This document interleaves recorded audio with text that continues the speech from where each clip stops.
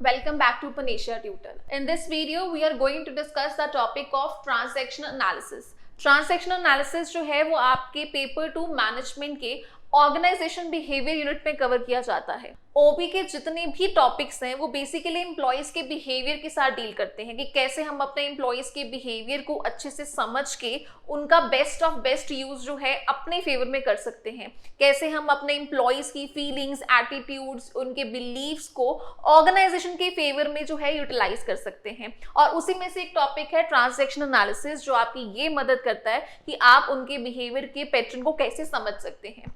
Before discussing TA हम बात करते हैं कि इंटरपर्सनल बिहेवियर क्या है। इंटरपर्सनल बिहेवियर मींस कि जब एम्प्लॉइज या ह्यूमन बीइंग्स एक दूसरे के साथ इंटरेक्ट करते हैं, कम्युनिकेट करते हैं और इसके प्रति या सामने वाले के प्रति जो अपना वो एटीट्यूड शो कर रहे हैं उसको हम शो करते हैं इंटरपर्सनल बिहेवियर में। Means when an employee is interacting with his colleague, वो अपने कलीग के साथ कैसे बात कर रहा है, वो अपने सबऑर्डिनेट के साथ कैसे बात कर रहा है, अपने सुपीरियर के साथ कैसे बात कर रहा है, या ग्रुप में वो कैसे इंटरेक्ट करता है, ये सब कुछ आता है उसके इंटरपर्सनल बिहेवियर में। इंटरपर्सनल बिहेवियर स्टैंड्स फॉर कि जो एक आप पर्टिकुलर एटीट्यूड रखते हो अपने सर्टेन रिलेशनशिप्स में। तो इन सारी इंटरेक्शंस में जो भी आप कम्युनिकेशन करते हो वो आपके कहीं ना कहीं बिहेवियर को जो है इफेक्ट करता है। जैसे अगर हम एक फैमिली में घर पे रह रहे हैं तो हमारे पेरेंट्स का, हमारे सिबलिंग्स का जो बिहेवियर होगा उसका इम्पैक्ट हमारे पे पड़ेगा। सिमिलरली ऑर्गेनाइजेशन में भी आप जिनके बीच में रह के काम कर रहे हो उनके साथ आपको बैठना है, बातें करनी है,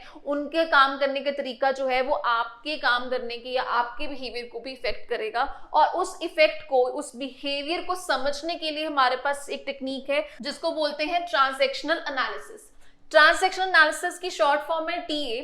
टीए में बेसिकली हमारे पास वेरियस मेथड्स हैं जिसके through we can understand better the behaviour of people. हम उनके रिलेशनशिप्स को अच्छे से समझ सकते हैं क्योंकि टीए की टेक्निक से हम वेरियस एनालिसिस, वेरियस पैटर्न जो लोगों में होते हैं, लोगों के बिहेवियर में देखने को मिलते हैं, वो चीजें हम एनालाइज कर सकते हैं। टीए की जो टर्म है वो हमें दी है एरिक बर्न ने 1950, जब उसने ये रियलाइज करा कि उसके हॉस्पिटल में जो नंबर ऑफ पेशेंट्स है ना, वो पेशेंट्स एक दूसरे से कितने डिफरेंट है। सब पेशेंट्स का अपना अपना एक बिहेवियर है, अपना एक एटीट्यूड है, बिलीफ है, चाहे वो उस हॉस्पिटल को लेके या डॉक्टर को लेके। तो वही चीज अगर हम अपनी ऑर्गेनाइजेशन में इंप्लीमेंट करें तो वहां पे भी इतने सारे एम्प्लॉइज हैं, सबका अपना अपना एक बिहेवियर, एटीट्यूड रहता है, तो उनको अलग अलग टेक्निक्स और मेथड्स को समझने के लिए हमें ये टीए का कंसेप्ट दिया गया है। So TA refers to method of analysing and understanding interpersonal behaviour. जब एक ऑर्गेनाइजेशन में ए बी से बात कर रहा है तो ए की कुछ सर्टेन क्वालिटीज जो हैं बी को इफेक्ट करेंगी, बी की जो क्वालिटीज हैं चाहे वो पॉजिटिव है, नेगेटिव है, वो कहीं ना कहीं ए के बिहेवियर को भी इम्पैक्ट करेगी। सो इसी बिहेवियर के इम्पैक्ट को समझने के लिए हमारे पास टेक्निक है ट्रांजैक्शनल एनालिसिस की। TA offers a method of personality and the dynamics of self and its relationship to others that makes possible and clear meaning of discussions of behavior। TA में सिर्फ हमारे बिहेवियर दूसरों के साथ ही नहीं, अपने आप को यानी कि सेल्फ अवेयरनेस के बारे में भी है, क्योंकि जब तक आपको अपने बारे में नहीं पता होगा, आपको ये नहीं पता होगा कि आप सामने वाले के साथ कैसे बिहेव करोगे। यू नीड टू अंडरस्टैंड कि आपका बिहेवियर क्या है और आप सामने वाले के साथ किस बात पर कैसे बिहेव करोगे, कैसे उनको रिस्पॉन्ड दोगे, वो चीजें आप नहीं समझ पाओगे। सो टीए की टेक्निक से आप सेल्फ और आपके रिस्पॉन्सेस क्या हो सकते हैं, आपके दूसरों के साथ रिलेशनशिप्स क्या हो सकते हैं, वो सब समझने में आपकी हेल्प होती है। सो टीए में हमारे पास फॉलोइंग कंसेप्ट्स हैं, जैसे है first analysis of self awareness, जैसे मैंने कहा कि हम अपने आप को समझने की कोशिश करते हैं। Then analysis of ego states, कि हमारे कौन कौन से स्टेट्स या हमारा कौन कौन सा एटीट्यूड हो सकता है। Then analysis of transactions. Transactions usually हम बात करते हैं जब एक्सचेंज हो रहा है किसी चीज का। तो यहाँ पे एक्सचेंज हो रहा है कम्युनिकेशन का, हम लोग आइडियाज या इंफॉर्मेशन एक दूसरे के साथ कम्युनिकेट कर रहे हैं। तो जितनी भी ट्रांजैक्शंस ऑफ कम्युनिकेशन हो रही हैं, ठीक है, हम एक दूसरे के साथ जो ट्रांजैक्शंस कर रहे हैं उसको एनालाइज करेंगे कि कौन से बिहेवियर वाला बंदा सामने वाले जो है कॉरेस्पॉन्डिंग बिहेवियर वाले के साथ कैसे इंटरेक्ट करता है। देन स्क्रिप्ट एनालिसिस है, गेम एनालिसिस है, analysis of life positions and stroking. ये फॉलोइंग टेक्निक्स हैं जिसकी मदद से जो है आप एम्प्लॉइज के बिहेवियर को अच्छे से समझ सकते हो, उनकी रिलेशनशिप्स को अच्छे से समझ सकते हो, and we will discuss these techniques in detail in this video. Before moving ahead, I would like to tell you that if you want to avail the full course for paper 1, paper 2, economics, commerce, management and life science, you can join the Panisha Tutor. Here we provide live courses, classroom batches and video courses along with PDF notes and MCQs for each and every topic. So, सबसे पहले हमारे पास है analysis of self awareness. That means कि आपको पहले self knowledge होनी चाहिए, आपको पहले अपने बिहेवियर के बारे में पता होना चाहिए. Self is the core of personality pattern which provides integration. आपका बिहेवियर दूसरों के साथ तभी डिफाइन हो सकता है अगर आपको अपनी अवेयरनेस है, यानी कि आप अपनी पर्सनालिटी को अच्छे से जानते हो. उसी के बेसिस पे आपके दूसरों के साथ रिलेशनशिप को हम लोग समझ सकते हैं. This relationship can be studied properly if a person can perceive his own behavioral style and at the same time how it is perceived by others. ठीक है, एक होता है सेल्फ कि आपको अपने आप बारे में क्या पता है, दूसरा होता है कि सामने वाला आपको क्या समझ रहा है. जैसे सेल्फ अवेयरनेस में मैं अपने आप को बहुत इंटेलिजेंट समझ रही हूँ, तो अगर सामने वाला भी आपको इंटेलिजेंट समझ रहा है वो भी एक बिहेवियर है, लेकिन सामने वाला अगर मुझे डम समझ रहा है तो वो भी एक बिहेवियर है. सो सेल्फ अवेयरनेस के एनालिसिस में हम ये पढ़ते हैं कि आप अपने बारे में क्या सोचते हो और आपके सामने वाले यानी कि आपसे डील करने वाले, आपसे इंटरेक्ट करने वाले आपके बारे में क्या सोचते हैं. और सेल्फ अवेयरनेस को समझने के लिए हमारे पास एक विंडो है, जौहरी विंडो, जो कि एक टेक्निक है जो 2x2 मैट्रिक्स में हमारे पास दी गई है, डेवलप्ड बाय जोसेफ लॉफ्ट. उसमें हमें उन्होंने बताया है कि हमारा जो सेल्फ अवेयरनेस या हमारा जो बिहेवियर है ना वो 4 क्वाड्रेंट्स में हो सकता है. 4 क्वाड्रेंट्स हमने बनाए हैं on the basis of information जो हमें पता है और on the basis of information जो हमारे सामने वाले को यानी कि दूसरों को पता है. This matrix provide information that helps to understand oneself as well as others. We disclose वो इंफॉर्मेशन जो आप दूसरों के साथ शेयर करना चाहते हो और जो आप शेयर नहीं करना चाहते हो. सो वाई एक्सिस पे काइंड ऑफ हमने लिए हैं कि इंफॉर्मेशन जो दूसरों को पता है और इंफॉर्मेशन जो दूसरों को नहीं पता है, और इधर है जो इंफॉर्मेशन मुझे पता है और जो इंफॉर्मेशन मुझे अपने बारे में नहीं पता है. उसके बेसिस पे हमारे 4 टाइप्स ऑफ सेल्फ या बिहेवियर हो सकता है, जिसमें सबसे पहले है ओपन सेल्फ. ओपन सेल्फ मतलब जो कह लो कि खुली किताब है, जिसके बारे में आपको भी सब कुछ पता है, मतलब अपने बारे में आपको सब कुछ पता है और आपके बारे में लोगों को भी सब कुछ पता है, कुछ भी हिडन नहीं है. Known to both self and others. दूसरी तरफ उसका बिल्कुल जो ऑपोजिट है, that is unknown self. Means कि कुछ ऐसे आपके बिहेवियर के बारे में बातें हैं जो आपको भी नहीं पता है और आपके साथ काम करने वाले या और लोगों को भी नहीं पता है. कई बार ऐसा होता है कि हमारी कोई क्वालिटीज या नेगेटिव एट्रीब्यूट्स जो हैं वो आपने भी अभी तक जो है रिकॉग्नाइज नहीं करे हैं और आपके साथ काम करने वालों को भी अभी तक वो चीजें या वो आप में जो टैलेंट है वो अभी तक नहीं पता लगा है, तो तब आप आ रहे हो अननोन सेल्फ में. उसके अलावा हमारे पास है blind self. Blind self means कि आपको नहीं पता है, अननोन टू सेल्फ, आप उस चीज के लिए ब्लाइंड हो. कई बार ऐसा होता है कि हमारी क्वालिटीज जो हैं हमें नहीं पता होती है, या हम किस टोन में बात कर रहे हैं वो हम नहीं समझ पा रहे हैं, लेकिन सामने वाला जो है वो बेटर समझ पा रहा है. ठीक है, आप किसी के साथ रूड हो रहे हो या आपका जो गुस्सा है वो आप नहीं सही से समझ पा रहे हो, लेकिन सामने वालों को वो कैरेक्टरिस्टिक जो है वो नजर आ रहा है, तो वो आता है ब्लाइंड सेल्फ में. दोज क्वालिटीज और those features which are unnoticed by self but known to others. और लास्ट बचता है हिडन सेल्फ, जो कि हिडन पर्सनालिटीज होती हैं जो अपनी कुछ बातें या अपने कुछ जो भी इंफॉर्मेशन है वो दूसरों के साथ शेयर नहीं करते हैं, तो वो सीक्रेटिव होते हैं, अपने सीक्रेट्स अपने पास ही रखते हैं और दूसरे के साथ शेयर नहीं करते हैं. सो जौहरी विंडो के अकॉर्डिंगली ये 4 सेल्फ अवेयरनेस है, 4 सेल्फ अवेयरनेस की क्वाड्रेंट्स हैं. तो ऑर्गेनाइजेशन को अपने एम्प्लॉइज को समझना पड़ेगा कि वो इन 4 में से किस क्वाड्रेंट में आ रहा है. अगर वो ओपन सेल्फ है तो उसके साथ वैसे ही डील करो, अगर वो बहुत मिस्टीरियस है, हिडन सेल्फ वाला है, तो उससे कुछ इंफॉर्मेशन निकालने की कोशिश करो. मींस आप उनके साथ अकॉर्डिंगली डील करोगे. ठीक है, नेक्स्ट हमारे पास है analysis of ego states. So ego state is a pattern of behavior that a person develops as he or she grows based on his or her experience. Ego means कि वो एक pattern, वो एक attitude जो आपने develop किया है, जो आपने इतने सालों में अपने आसपास वाले लोगों से सीखा है, एक्सपीरियंस करा है खुद से, या जो भी आपने एक पैटर्न बिहेवियर अपना बना लिया है, एक आपने एटीट्यूड डेवलप कर लिया है। जैसे अगर कोई मेरे को सामने से जज कर रहा है, मुझे कोई डोमिनेट कर रहा है, तो वो उसका एटीट्यूड है, वो उसकी ईगो स्टेट है कि वो जजमेंटल है, वो डोमिनेट नेचर वाला है। ये जो पैटर्न है वो आपके डेवलप कैसे होते हैं? जब आप कुछ एक्सपीरियंस करते हो, जब आपके साथ कुछ ऐसा हुआ होता है, या आपके साथ जो रह रहे हैं लोग, उनसे आपने कुछ ना कुछ सीखा होता है, ठीक है, उनका इम्पैक्ट आपके ऊपर पड़ा होता है, उसके बेसिस पे आप एक पर्टिकुलर बिहेवियर डेवलप कर लेते हो, जिसको बोलते हैं ईगो स्टेट्स। अब ईगो स्टेट्स भी हमारे पास 3 है, मीन्स कि आपकी 3 तरह की ईगो हो सकती है, या 3 तरह का एटीट्यूड आप बना सकते हो। फर्स्ट है parent ego state. Parent ego state means कि जो आपने अपने पेरेंट्स से सीखा है। पेरेंट्स डजंट ओनली मीन कि जो आपके एक्चुअल पेरेंट्स हैं, पेरेंट्स में वो सारे लोग आ गए जो आपसे थोड़े बड़े हैं, आपसे एक्सपीरियंस्ड हैं, वो आपके एल्डर सिबलिंग्स भी हो सकते हैं, आपके और रिलेटिव्स भी हो सकते हैं, आपके सीनियर्स भी हो सकते हैं, एनीवन जो आपसे थोड़ा सा बड़ा है, एक्सपीरियंस्ड है, चाहे वो एज में या किसी भी ऑक्यूपेशन में। उससे आपने जो सीखा है, उनके बिहेवियर से आपने जो भी चीजें अडेप्ट करी हैं, वो आती हैं आपके पेरेंट ईगो स्टेट में। जैसे कि अगर ऑफिस में अगर आपको आपका बॉस जो है वो डांट रहा है, तो अगर इन रिस्पॉन्ड आप गुस्सा कर रहे हो, या इन रिस्पॉन्ड जो है आप उनको जवाब दे रहे हो, दैट मीन्स कि आपने बचपन में या कभी अपने पेरेंट्स को ऐसे करते हुए देखा है जब उनके ऊपर कोई गुस्सा करता था। जो आपके पेरेंट्स बिहेव करते थे, जैसा उनका बिहेवियर था, उनमें से कुछ करेक्टरिस्टिक्स जो हैं वो आपने अडॉप्ट करे हैं। That's why you are behaving like a parent ego state, ठीक है।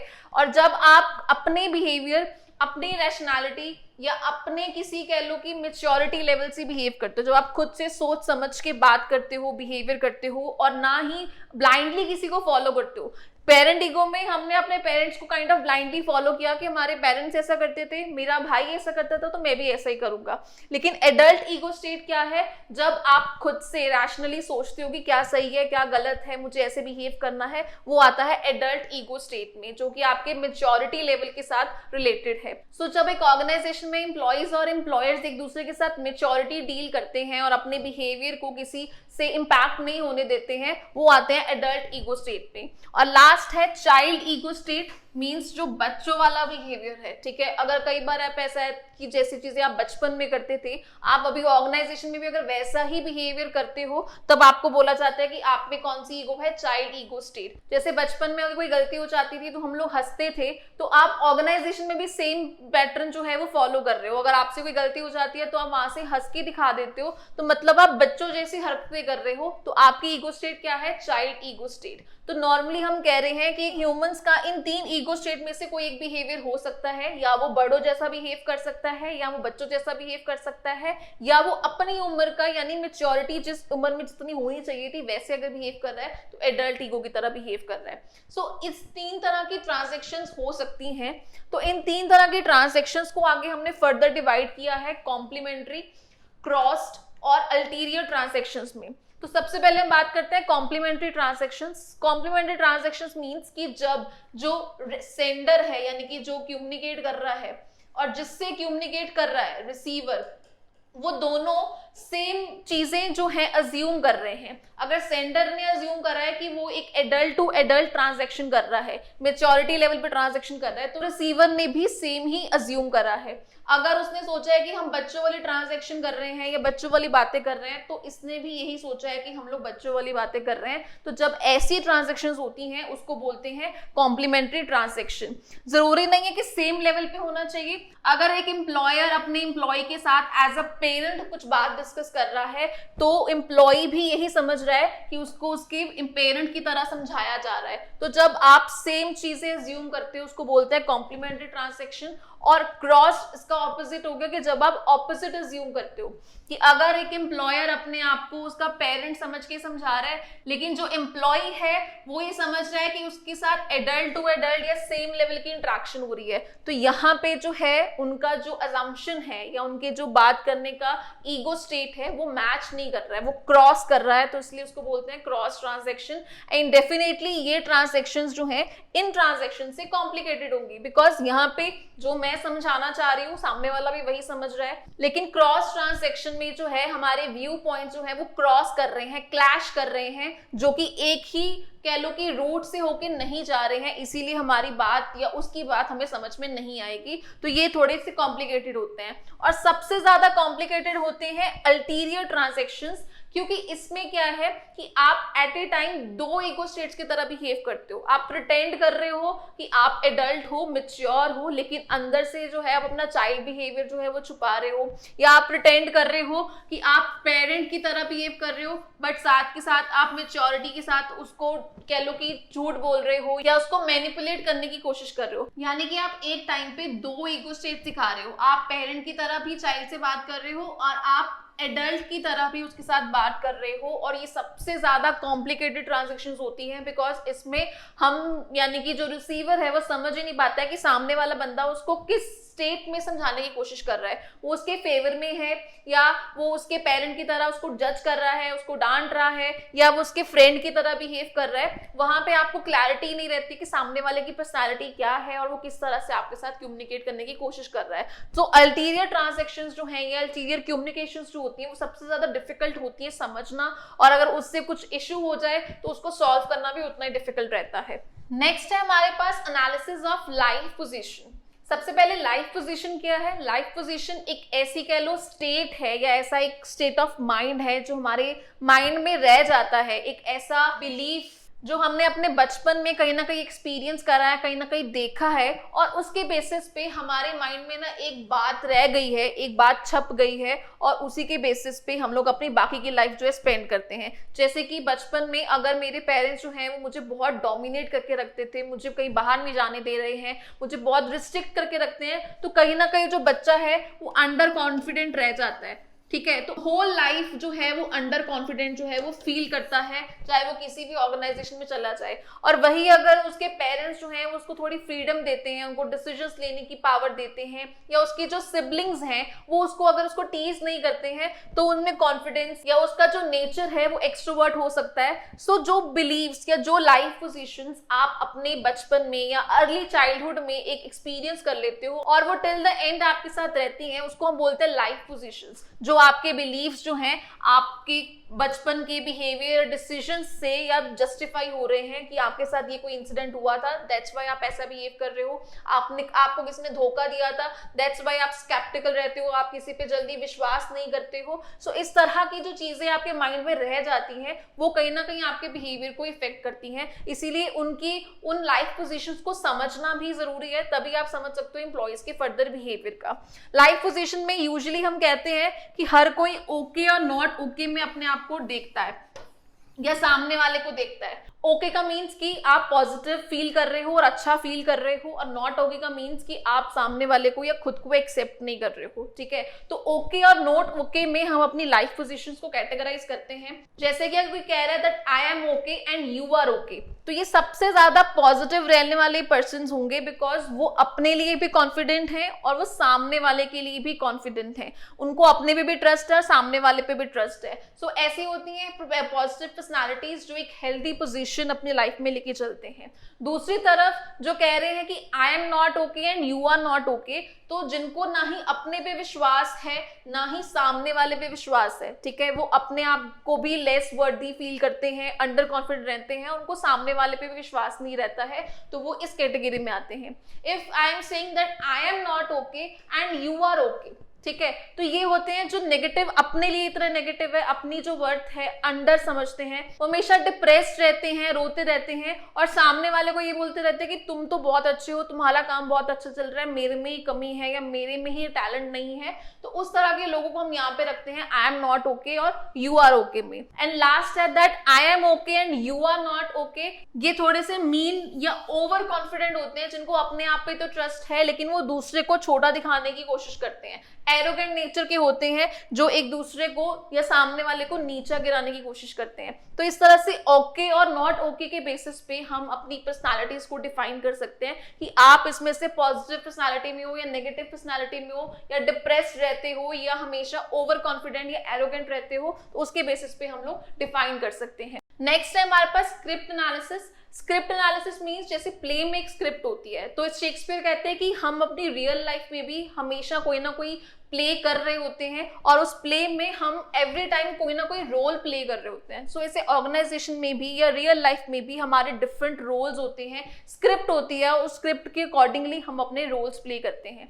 सो पॉजिटिव रोल्स और नेगेटिव रोल्स, इन दो कैटेगरीज में हमने रोल्स को डिफाइन कर सकते हैं। पॉजिटिव रोल्स में भी आते हैं प्रोसिक्यूटर, विक्टिम और रेस्क्यूअर, और नेगेटिव में भी सेम रूल्स हैं। अब प्रोसिक्यूटर कौन होता है? प्रोसिक्यूटर मींस वो पर्सन जो कह लो कि रूल्स बना रहा है, ठीक है, रिस्ट्रिक्शंस लगा रहा है या रूल्स बना रहा है। सो अगर कोई बंदा या एम्प्लॉयर वो पॉजिटिव रोल प्ले कर रहा है, दैट मीन्स कि वो एम्प्लॉयज के फेवर में रूल्स बनाएगा, एम्प्लॉयज के बारे में सोच के अच्छे अच्छे रूल्स बनाएगा। और अगर वो इलेजिटिमेट रोल यानी कि नेगेटिव रोल प्ले कर रहा है, तो वो हमेशा ऐसे रूल्स बनाएगा जिससे कि एम्प्लॉयज परेशान हो, जिससे कि एम्प्लॉयज जो है वो फ्रस्ट्रेट हो, वो अपने फायदे के बारे में सोचेगा, ना कि एम्प्लॉयज के बारे में सोचेगा। दूसरा रोल होता है विक्टिम का। विक्टिम मींस कि जब वो कह लो कि बेचारा है, ठीक है, जिसके साथ कुछ गलत हो रहा है। सो अगर एक एम्प्लॉय जो है वो ये कह रहा है कि वो क्वालिफाइड है जॉब के लिए, उसके पास डिग्री है, उसके पास एक्सपीरियंस है, बट फिर भी उसको जॉब नहीं मिली है due to discrimination on the basis of caste और रेसिज्म हुआ है उसके साथ। सो अगर एक्चुअल में अगर उसके साथ कुछ गलत हुआ है तो वो पॉजिटिव विक्टिम रोल प्ले कर रहा है। लेकिन अगर वो क्वालिफाइड ही नहीं है जॉब के लिए, उसके पास नॉलेज नहीं है, उसके पास टैलेंट नहीं है, और वो ये क्लेम कर रहा है कि उसको जॉब इसलिए नहीं मिली क्योंकि उसके साथ डिस्क्रिमिनेशन हुआ है, तो वो इलेजिटिमेट रोल यानी कि नेगेटिव रोल में विक्टिमाइज्ड कर रहा है अपने आप को। वो जानबूझ के लोगों को ये दिखा रहा है कि मेरे साथ गलत हुआ है, जबकि ऐसा कुछ गलत हुआ नहीं है, ठीक है। और तीसरा रोल आता है रेस्क्यूअर का, जो कि बचाता है। तो अगर आपको कोई एक्चुअल में ऑर्गेनाइजेशन में एम्प्लॉय हेल्प कर रहा है, ठीक है, अच्छे दिल से, अपने बिना किसी सेल्फिश मोटिव के आपकी हेल्प कर रहा है, तो वो पॉजिटिव रेस्क्यूअर है। और अगर कोई आपको सिर्फ दिखाने के लिए या एम्प्लॉयर को या अपने बॉस को खुश करने के लिए वो ये दिखा रहा है कि वो लोगों की बहुत मदद करता है, सबकी बहुत हेल्प करता है, बट एक्चुअल में वैसा कुछ नहीं कर रहा है, तो वो नेगेटिव जो है वो रोल प्ले कर रहा है। So according to this analysis, एक ऑर्गेनाइजेशन में हर टाइम कोई ना कोई वो रोल प्ले कर रहा है। हमें ये देखना है कि कब कोई पॉजिटिव है, कब कोई विक्टिमाइज्ड एक्चुअल में है, और कब एक्चुअल में कोई रेस्क्यूअर का रोल प्ले कर रहा है। ये चीजें हमें आइडेंटिफाई करनी है। नेक्स्ट है हमारे पास स्ट्रोकिंग। स्ट्रोकिंग का बहुत सिंपल मतलब है कि आपको ना स्ट्रोक्स देने हैं, यानी कि आपको ना लोगों को कॉम्प्लीमेंट देने हैं। किसी भी इंसान की अगर आप तारीफ करोगे तो डेफिनेटली वो मोटिवेट होगा काम करने के लिए। तो अगर आप किसी को पॉजिटिवली या किसी को काम करने के लिए मोटिवेट करना चाहते हो, तो आप उनको स्ट्रोक्स दो, क्योंकि स्ट्रोक्स कहीं ना कहीं हमारी पर्सनालिटी को बहुत इफेक्ट करते हैं। बहुत बार ऐसा होता है कि हमारा काम करने का बिल्कुल मन नहीं है, या हमारे जो एग्जाम्स आ गए हैं और पढ़ने का बिल्कुल मन नहीं होता है, तो हमें कोई अगर पेरेंट्स या हमारे टीचर्स जो हैं वो मोटिवेट करते हैं, हमारी अच्छी अच्छी बातें, हमारी कैपेबिलिटीज हमें बताते हैं, तो हम अपने आप ही उस पेपर के लिए चार्ज अप हो जाते हैं, हमें हिम्मत आ जाती है वो काम करने के लिए, क्योंकि किसी ने हमारे पॉजिटिव पॉइंट्स को हमारे मुंह पे यानी कि हमारे चेहरे पे उसकी तारीफ करी है। तो स्ट्रोकिंग में यही करते हैं, जहां पे हम लोग कॉम्प्लीमेंट्स या सम काइंड ऑफ रिकग्निशन देते हैं दूसरे को, जिसमें हम स्ट्रोक्स एक्सचेंज करते हैं, एप्रिसिएशन एक्सचेंज करते हैं। एंड लोगों को स्ट्रोक्स चाहिए, मतलब लोगों को ना एप्रिसिएशन चाहिए होती है सर्वाइवल के लिए। अगर मैं कोई इतने सारे टाइम से काम कर रही हूँ और मेरी कोई थोड़ी सी भी तारीफ नहीं करेगा, तो मैं अपने आप डीमोटिवेट हो जाऊंगी उस काम को करने के लिए। तो अपने काम को अच्छे से करने के लिए या और बेटर परफॉर्म करने के लिए उनको appreciation, rewards in any way, compliment जो है वो रिक्वायर्ड होते हैं। अब जरूरी नहीं है कि जो स्ट्रोक्स हैं वो पॉजिटिवली हो, आप पॉजिटिवली भी उनको कॉम्प्लीमेंट दे सकते हो। जिस बात को बोल के सामने वाले को अच्छा लगेगा वो पॉजिटिव स्ट्रोक है, जिस बात को सुन के सामने वाले को अच्छा नहीं लगेगा वो नेगेटिव स्ट्रोक है। एंड आप मिक्स स्ट्रोक मीन्स ऐसा कॉम्प्लीमेंट भी दे सकते हो जिसमें कुछ पॉजिटिव भी है, कुछ नेगेटिव भी है। जैसे कि बॉस ने अपने एम्प्लॉयर को जो है वो कमेंट किया कि he has done a good job in spite of his limited experience, कि उसने अच्छा काम किया है बट उसके पास इतना एक्सपीरियंस नहीं था फिर भी, तो उसकी नेगेटिव ट्रेट को भी हाईलाइट कर दिया और पॉजिटिव ट्रेट को भी हाईलाइट कर दिया, जिसको बोलते हैं मिक्स्ड स्ट्रोक। सो स्ट्रोक के किसी भी तरह के कॉम्बिनेशन के थ्रू भी आप सामने वाले की बिहेवियर को समझ सकते हो या उसको इफेक्ट कर सकते हो। Last but not the least, that is game analysis. Game analysis simple मतलब है कि जब आप अपने एम्प्लॉयज के साथ गेम खेल रहे हो, जब आप एम्प्लॉयर या एम्प्लॉयज एक दूसरे के साथ गेम्स खेल रहे हैं। जब हमने बात करी थी अल्टीरियर ट्रांजैक्शंस की, अल्टीरियर ट्रांजैक्शन मीन्स कि आप उनको दिखा कुछ और रहे हो, आप उनको दिखा रहे हो कि आप एज ए पेरेंट उनको समझा रहे हो, अपने बच्चे की तरह उसको समझा रहे हो, लेकिन एक्चुअल में जो आपका मोटिव है वो कुछ और है। एक्चुअल में आप एक एडल्ट या एक सेल्फिश कह लो पर्सन की तरह उसको डिसीव करने के बारे में, उसको धोखा देने के बारे में सोच रहे हो। तो जितने भी अल्टीरियर ट्रांजैक्शंस हैं, जब आप नेगेटिवली या पॉजिटिवली किसी को मैनिपुलेट करने की कोशिश कर रहे हो अपने फायदे के लिए, गेम्स खेलने की कोशिश कर रहे हो और सामने वाले को अपनी कह लो कि मुट्ठी में करने की कोशिश कर रहे हो, तो उसको हम बोलते हैं गेम एनालिसिस। और कहीं ना कहीं ये उनका एक बिहेवियर का पार्ट होता है, ठीक है। किसी का नेचर ही ऐसा होता है कि वो रेपिटेडली कुछ ऐसा कह लो बातें करते हैं जिससे कि सब उनकी बातों में आ जाएं, सब उनके अकॉर्डिंगली काम करें और जो हम उनसे करवाना चाहते हैं वो उसके अकॉर्डिंगली कर पाएं। सो गेम एनालिसिस के बारे में रिव्यूज हमेशा यही रहते हैं कि इसकी वजह से कोई हमारे साथ गेम खेल रहा है तो उसकी वजह से हमारे पास ओपन या इंटीमेट रिलेशनशिप्स नहीं बन पाते हैं, कहीं ना कहीं हार्ड फीलिंग्स जो हैं एक दूसरे के लिए आ ही जाती हैं। और गेम्स के भी लेवल होते हैं, अगर आप फर्स्ट डिग्री गेम खेल रहे हो तो कहीं ना कहीं आपके जो रिजल्ट्स हैं वो इतने नेगेटिव नहीं होंगे। अगर आप सेकेंड डिग्री गेम खेल रहे हो तो इमोशनली सामने वाला जो है वो डैमेज हो सकता है, या आपकी इस बात की या कम्युनिकेशन की ऐसी एंडिंग हो कि आप दोबारा कभी बात ही ना करो। और थर्ड डिग्री में तो है कि वायलेंस भी हो सकता है, कोई फिजिकली हार्म भी कर सकते हैं, एक दूसरे को इंजरी हो सकती है। सो इस तरह से आप गेम एनालिसिस के जो कॉन्सिक्वेंसेज हैं वो हमेशा नेगेटिव ही रहते हैं। लेकिन गेम्स भी वही खेल पाता है जिसको प्रॉपर सामने वाले की ना पूरी नॉलेज होगी, सामने वाले के बिहेवियर को जब वो अच्छे से समझ सकता है तभी वो उसको बेवकूफ बना सकता है, तभी वो उसको मैनिपुलेट कर सकता है। सो ये भी एक टेक्निक है जिसके थ्रू हम सामने वाले के बिहेवियर को समझ सकते हैं। So this is all about transactional analysis. If you like this video, please hit the like button, and if there is any query you can write it in the comment box. Thank you.